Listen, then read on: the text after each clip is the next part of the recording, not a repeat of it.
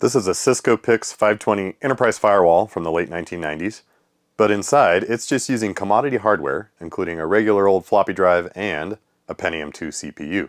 So we're going to slap a video card on it and turn it into a gaming rig. Follow along as I try to figure out a modern IDE drive replacement, resurrect 25-year-old knowledge to install Windows 98 SE on real hardware, and see what this thing can do. Let's get into it.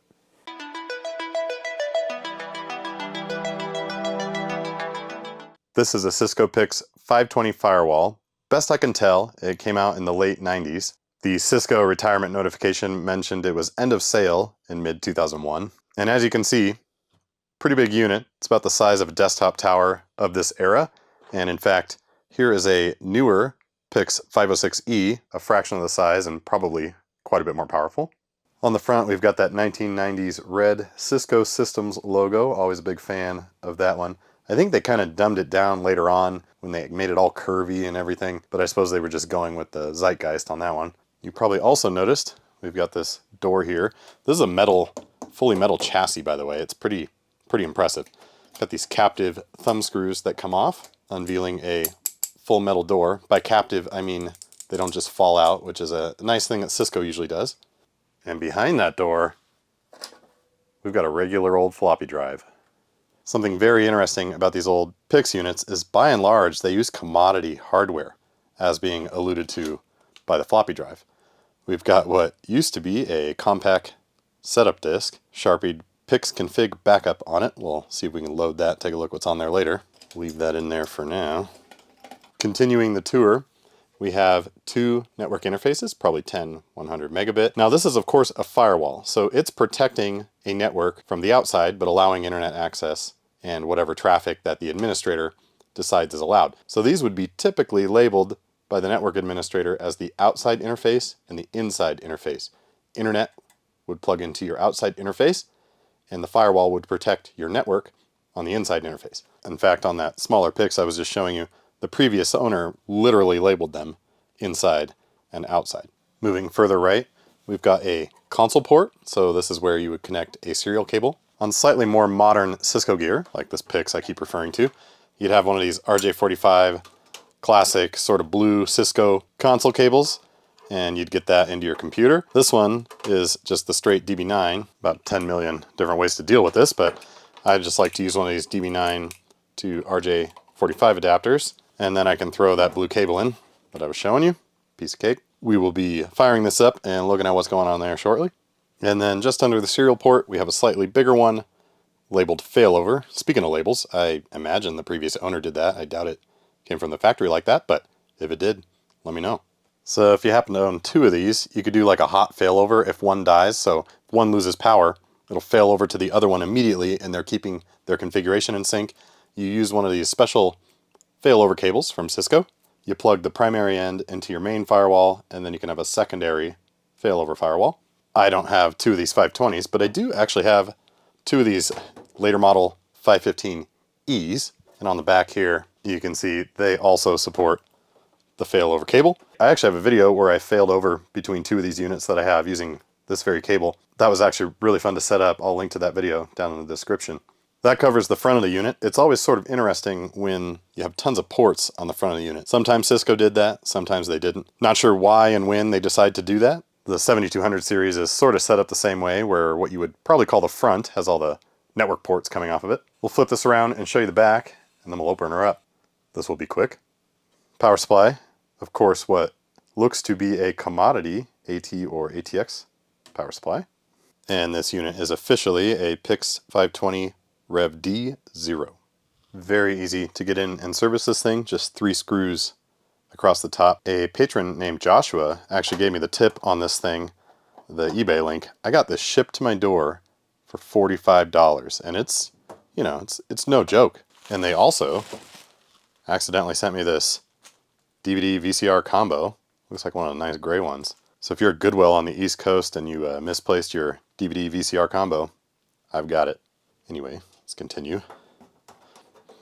Screws are off. Just slides like that. And there's a latch mechanism, and we're in. So right off the bat, lots of extra room for activities. We've got an Intel Motherboard hiding down in here. Here's the floppy drive. Got some IDE ports. Use those later. RAM hiding in the back there.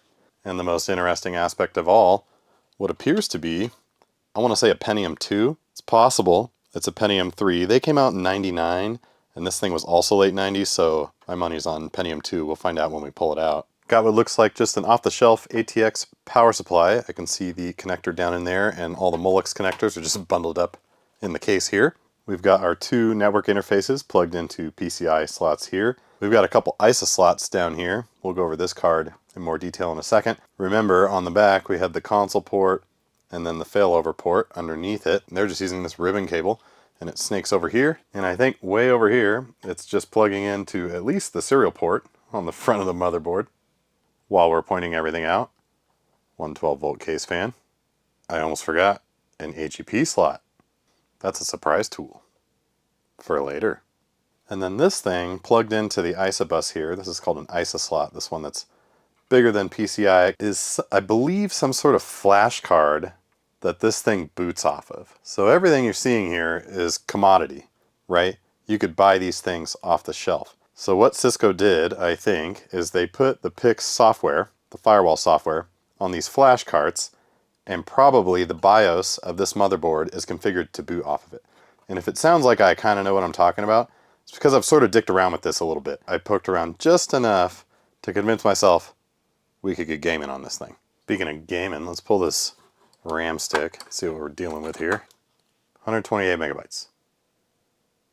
Might just be playing some DOS games. But before we mutilate this thing, let's power it on and see how it behaves. Then we'll get a video card in it, see what it does, and then we'll start throwing some hard drives and CD-ROMs at it and see what we can do. Got the serial console port hooked up to my computer. I'm going to power it on now. It's come to life. Fans are up. Bunch of unhappy beeps. A few moments later, I can hear it trying to hit the floppy. Another beep, and Cisco Secure PIX Firewall BIOS 3.6, booting floppy. I don't think I've ever seen it successfully do this. Yeah, more beeps.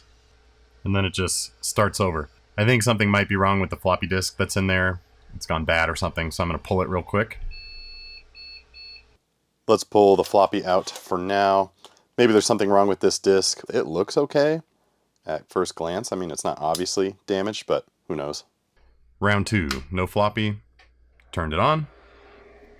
Does the same alarming beeps when it starts up. You're sort of trained as a PC user to not want to hear a lot of beeps when your PC's booting up. And this one makes quite the racket. There's quite a delay between the time you flip it on, you hear those beeps, nothing's on the console screen. It just hit the floppy again. It's not going to find anything, hopefully. And then we should boot off the flash. There we go. Reading from flash. Cisco. The Cisco PIX, which of course stands for Private Internet Exchange, if you didn't know that. Enable gets us admin access, and there's no password. That's great. The PIX commands are just ever so slightly different from iOS, and I always have to kind of go back and forth between the two. For now, we're not going to worry about this. It's up, it's working. This is how you were intended to use this thing. Over the serial console, you would configure it and set it up NAT and all that. So let's get a video card in this thing. To the best of my knowledge, Cisco never intended you to actually use this AGP slot and put in a video card. So I find it really funny that there's a slot in the chassis for one to slide into. And if you saw that blanking plate go flying, it's because it's under an insane amount of pressure for some reason. That screw was in here somewhere. Found it. Got this ATI Radeon 9200 128 meg video card, AGP video card, as our choice today. So get that in there. I'll even be a good citizen. Put the screw back in. Okay, what I'm going to attempt here is VGA port over to a capture card, and then we saw the serial console before. I'll put them side by side and we'll boot this thing up and see what they do. All right, let's see how this goes. Console on the left here, and in the upper right, that black box. That should be the VGA output. Let's turn it on and see if we get anything. Something the $20 capture card does not like. Who would have thought? Gotta do it the old-fashioned way. Let's try that again. You're seeing the previous boot here on the console. Should scroll over. And there, Intel motherboard splash screen. Love it. It's just so funny. So then we've got press Control S to enter the setup program. And then right away it goes into this Intel boot agent thing. I think it's probably trying to boot from a network or something. That Control S, I'm guessing, is how we'd get into the BIOS. Flashes this screen again. And then we've just got a blinking cursor in the upper left of the video output. And now we're booting on the console here.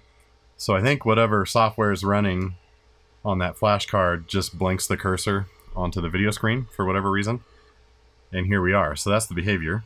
Just to get the situation thoroughly analyzed here, let's check the behavior when we pull the flash card here that's holding the PIX software. It should just turn this thing into a stock, bone stock machine that's not doing anything because it has nothing to boot from. Get that out like that. Close up of this card. There's our two Intel flash chips, and presumably this is like a header for actually flashing the thing. I haven't looked up any documentation on it. Around back we have what appears to be the Space Needle from Seattle, or maybe the inferior version in Toronto, whatever that thing is. So now obviously we don't have any console port, but let's see what the video does. Same splash screen, no surprise there. It's hanging around on that splash screen a little longer. Control S again, boot agent version initializing. Hits the floppy, that's interesting. So it's got floppy in the boot order, which I guess makes sense. We heard it trying to do that earlier. And now I think it's trying to pixie boot. It's trying to boot over the network, which obviously isn't gonna work because it's not on the network. So we have a bone stock computer now. Now what we need to do is get a keyboard and mouse on this thing so we can hopefully get into the BIOS of the motherboard and tell it to boot from a hard drive. And way down in here is a keyboard and mouse connector, the PS2 style, one of these connectors of the era. And let's just say it's pretty tight, so we're not going to get a PS2 connector in there. Right here next to it, those are actually two USB slots. I looked through my cables. I don't have any low profile cables I could sneak in there. I actually ordered some of those right angle, connectors that I think I will be able to sneak in there, and I think those will work perfectly. But as of me filming this, those are going to show up tomorrow, and I want to do this right now. So I think what this means is we're going to have to play some games and actually shift the whole board back just to mess around here. So I'm going to get cracking on that. I got to find all the screws and take all these slots off and stuff. Got the floppy drive out of its little enclosure as well to try to maneuver this back. I've got all the screws loose, boards loose, so I'm going to try to angle it back, see if I can get it out here. The problem is, I can't just have it sitting somewhere against some metal and grounding out and causing all sorts of heartache there. This is kind of funny. I remember being a kid and realizing there wasn't any reason a computer had to necessarily be in a case. And so you'd have your motherboard on a piece of cardboard, on your desk while you're messing around. Anyone else ever do that? Kind of reminding me of that setup. That is a Pentium II, my friends, a 350 megahertz Pentium II, an SL356. I love the look of these old slot 1 connector CPUs. I'm going to leave it in there. These are pretty notoriously brittle, and it's working, so I'm not going to mess with it. And I'm also going to find a piece of cardboard and put this on. This isn't quite as sexy as I had imagined my 520 gaming rig would be when I started this project, but we'll make iterative improvements. Here we can clearly see the failover port and the console port going to the two serial ports on the motherboard, which I'm sort of thinking means if you had the right adapters, you wouldn't have to buy this fancy failover cable, which I'm sure Cisco charged an arm and a leg for. Getting set up. I really hope this works because this is, the only way I want to game now. This is sweet. Also, this thing must be jumpered somewhere to just power on right when you give it power. It doesn't need a power switch or anything. The only thing flowing into the motherboard was a power LED and a reset switch. So let's power it on and see if I broke it. All right, turning it on.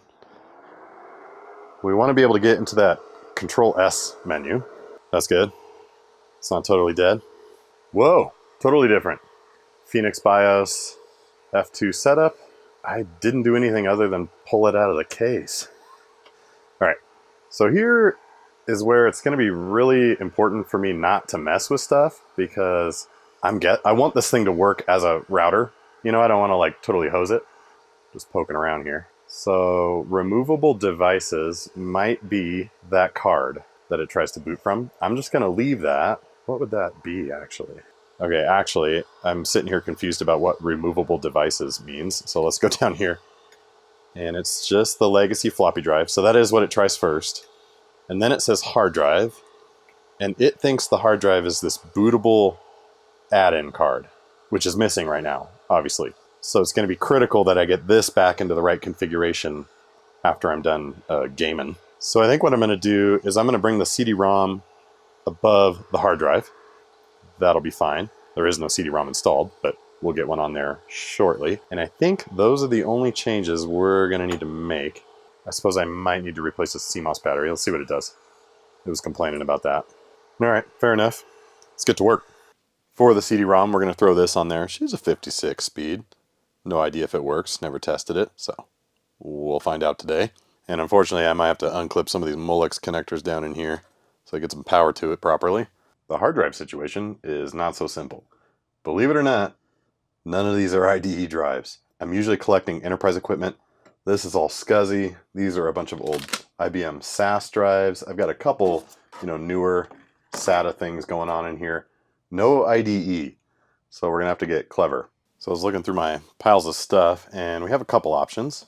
I've got a couple of these compact flash to IDE adapters, and I'm 99% sure I've used this one before, and it works fine. That's probably what we'll go with. And then I also found this, which I didn't even know I had.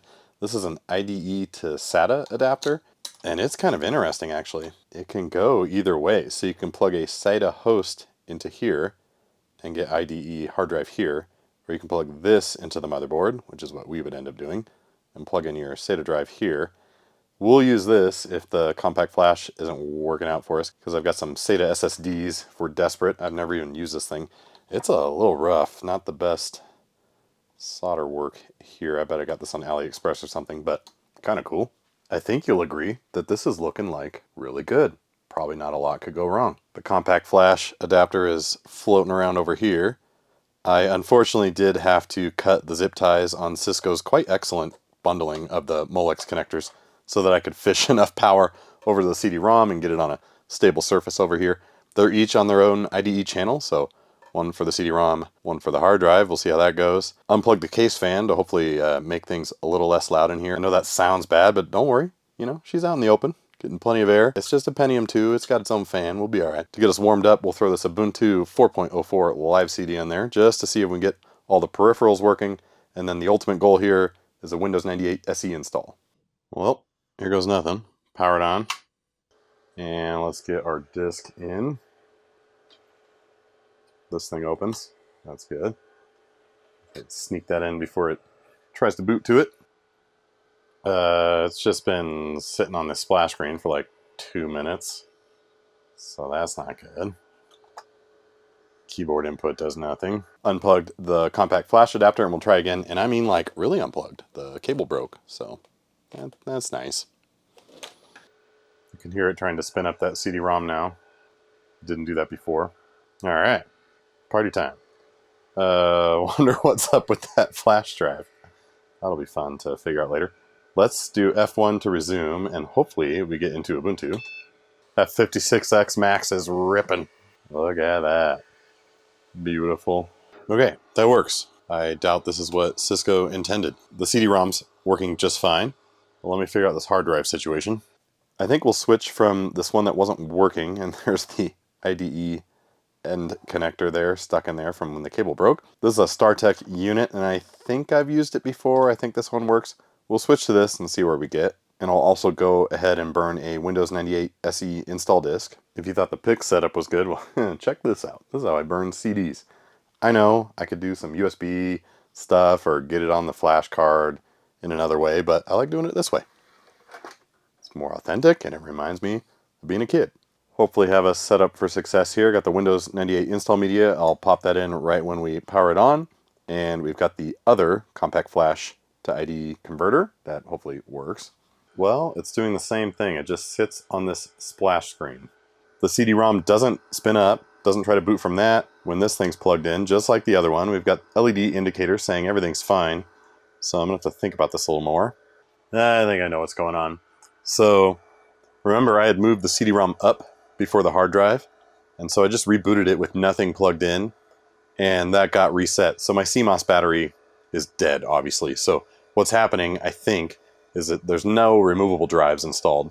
So it's trying to hit the hard drive, which is the compact flash drives, and there's nothing on them, so it's just hanging, try to boot from that, I guess. So what I'm going to do is put the new CMOS battery in, and then we'll swap this back up here and see where we get. And if you have no idea what I'm talking about, there's actually a battery on the motherboard that persists all those settings I was just showing you, and this is probably dead, so every time I power it off, it loses all my configuration.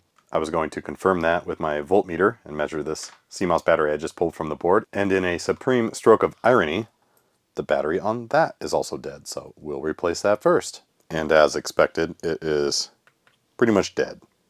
Well, I can't get it to boot with the hard drive installed. The CD-ROM is fine, so I bet if we go into here, we'll hit the Windows installer.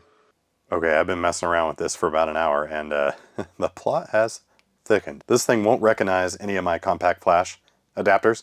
Basically just won't boot or do much of anything when these are around. And so way down in there, you can see I've got this IDE to SATA board I was showing you earlier. It's plugged into a Kingston SSD. I don't have any straight Molex to SATA power adapters. So this is that CD burner setup I was showing you earlier. I just have it plugged in and powering the SSD, and the computer can see it. I think we're getting somewhere. If we enter BIOS with F2 right here, and give it a moment, it sees the CD-ROM and the Kingston fixed disk. So it can see it. Let's see if we can install Windows on it. I'm really having trouble getting it to persist, the CD-ROM being ahead of the hard drive. So I don't know if Cisco did something funny with this thing, or I probably just don't know what I'm doing. But I can switch this dynamically without powering off the system, and hopefully we can get Windows installed on this guy. And if we go down to hard drive, we can see both of them. It still really wants to use that bootable add-in card, which doesn't exist at the moment. So we're going to move that up, and hopefully that helps our cause here. And we'll also move the CD-ROM back up above the hard drive, and hopefully we can save and exit here, and it's going to boot into the Windows installer.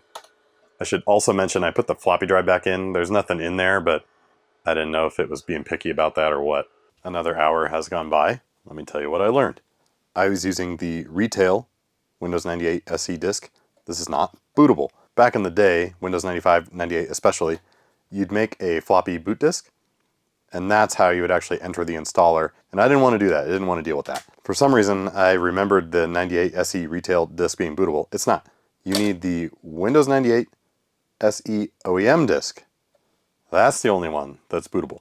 So we solved that problem. We can boot into this now, I think. The other more critical issue is I had left the floppy disk as the first boot device, and I have nothing in it. Either there's a BIOS configuration I haven't set, or this thing is behaving like no other motherboard I've ever messed with. Usually when a boot device fails, it kind of just goes on to the next one. That's why there's an order to them. This one just like gets stuck if the first one doesn't work. Let me show you. So if the boot order looks like this, we got floppy drive first, then CD-ROM, then hard drive. Pretty typical setup. You just end up here after the splash screen with a blinking cursor. And if I click enter, you can hear the floppy drive try to seek, and then it just says operating system not found.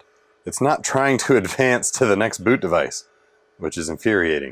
I'm sure I'm just missing something. I'm a little rusty on this stuff. It's been 20 plus years since I messed around with stuff like this. At any rate, I think the key to success here is going to be CD-ROM first, then hard drive, at least for now. Moment of truth. Oh yeah, look at that. That is the Windows 98 setup disk menu. Let's go to CD-ROM and see if we get a Windows 98 installer. Yes. We want to start from the CD-ROM. Okay, we're getting somewhere finally. Okay, this hard drive is way too big for Windows 98, but hopefully it just uses what it can. Do want large disk support. Uh-oh. Okay. I really don't want to dick around with making a boot disk. Hopefully I don't need to. Starting to remember why I don't like messing around with old PCs anymore. I gave up. I made a boot disk, and hopefully that's going to help us. And it's working. Man, I haven't done this forever. So this is from the floppy, and I guess I'll start from CD-ROM. We just did that though. And then it just asked me to restart. Okay, I'm actually kind of getting somewhere. I'm on the floppy disk here, and if I go to try to look at D, which I think is the CD-ROM, and I try to look, it can't read it. It's sort of implying to me maybe something's wrong with that CD-ROM drive. Well, I switched CD-ROMs. The 56 Max was letting me down. With the boot floppy disk, I started the Windows installer from CD, and it immediately started formatting what it thinks is drive C. So hopefully that's okay. There is hope. We are in the Windows 98 setup, and it is advancing. So I'll check back in when I'm done with this. Tell you what, installing Windows 98 on an SSD, pretty smooth experience. Let's see what we got here. This is the initial launch. I think we're doing pretty good. Check it out. Windows 98 running on my PIX 520. When you shut it down from Windows, the main board turns off and the fan on the CPU turns off, but the PSU fan keeps going. You have to cut the power. Huge issue with my gaming setup here, despite its incredible looks. No audio. The good news is I bought an absolute ton of stuff from Winman 486 recently, and I think in one of these towers hiding in the back, my pile over here, I've got an audio card that might work. And then we'll have the traditional driver headache to get all this working in a reasonable fashion. So I'm going to get the audio card in here, hunt down some drivers, get some games installed, then we're going to game. This IBM Aptiva had what we need inside, this audio and game port PCI card.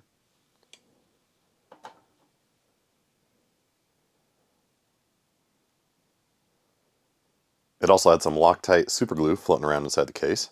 And wouldn't you know it, an ID hard drive. I didn't realize any of these machines had hard drives. It's a Hitachi Desk Star, and someone has labeled it Death Star, so maybe it wasn't going to help us anyway. Had a little bit of a scare there. Windows froze trying to detect this thing, and then I couldn't boot anymore. No video, nothing, until I pulled this, and this chip was insanely hot, considering this thing was doing nothing. So this one might be bad. I have one more shot. I found another one, an ISA audio card. If this one doesn't work, we're just not going to have audio because these are the only two I have. So hopefully this one works out for us. These are cursed. The computer would not turn on at all with this in here. And now look what happens when I give it power. Tries to boot and then shuts itself off. So I'll be back. I got to play around here. It's alive again. I had to pull the BIOS battery for some reason. Usually when it kind of like revs the fans once, some sort of BIOS miscalculation error or something. Had to pull the battery, resetting it with the jumpers didn't work. I'm gonna stop messing around with audio. This is clearly not gonna work out for me. Copying sketchy USB drivers over from a floppy disk. What year is it? Making progress on my driver adventure. Okay, you can see we're at a much higher resolution. The ATI drivers are working just fine. This screen looks all fuzzy and screen tear and stuff because this monitor sucks. This is just my crap, bench monitor.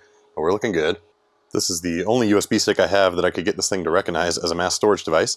So, sometimes you just gotta hit your gaming rig with the Geek Squad 2GB USB stick that your wife probably got back when she worked at Best Buy. We're finally gaming on the PIX Firewall 520. And our game of choice, Need for Speed 2. I don't know that this is like a well-revered game, but my brothers and I played the crap out of this. I was bringing back memories.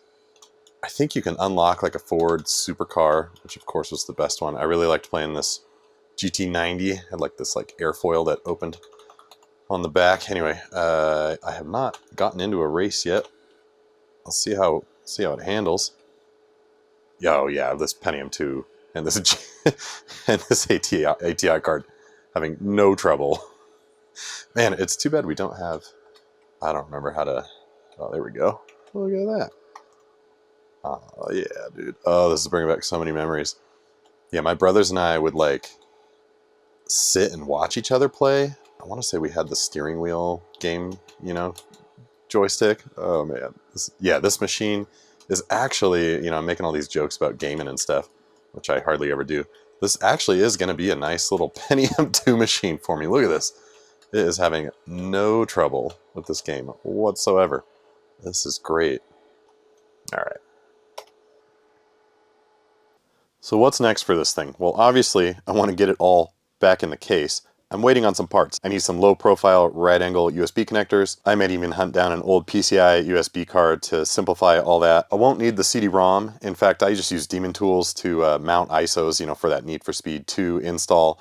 And ideally I'll avoid needing to ever use a CD-ROM. I think it would be really funny to get everything in here and actually have this legitimately dual booting the Cisco firewall software and a Windows 98 install. You would just go into the BIOS and choose whichever one you wanted to boot from. So that'll be the end goal here. I'm also waiting on some Molex to SATA power connectors. These are Molex connectors, by the way. There's a couple different styles, but that's usually what people are talking about, and these newer SATA drives have a slightly different connector. Anyway, I've got some converters coming for that, but in the meantime, I'm gonna pull all this stuff off and I'm gonna get it back in the case in its stock configuration. We'll get the ISA flash cart back in there and see if I can boot back into the PIX firewall software, what kind of damage I've done. I'm not gonna mess with the BIOS at all. I'm just gonna see if it'll do the right thing and I can get into the firewall software over the terminal. Let's see. Got everything back into the stock hardware configuration, leaving the lid off in case I need to throw the video card in there and mess with the BIOS. I haven't done any changes since I pulled all the Windows 98 stuff out. I have a single zip tie, kind of holding everything in a bundle so it doesn't hit the fan. We'll see what happens. Okay, I'm turning it on. It's doing that thing where it just revs once.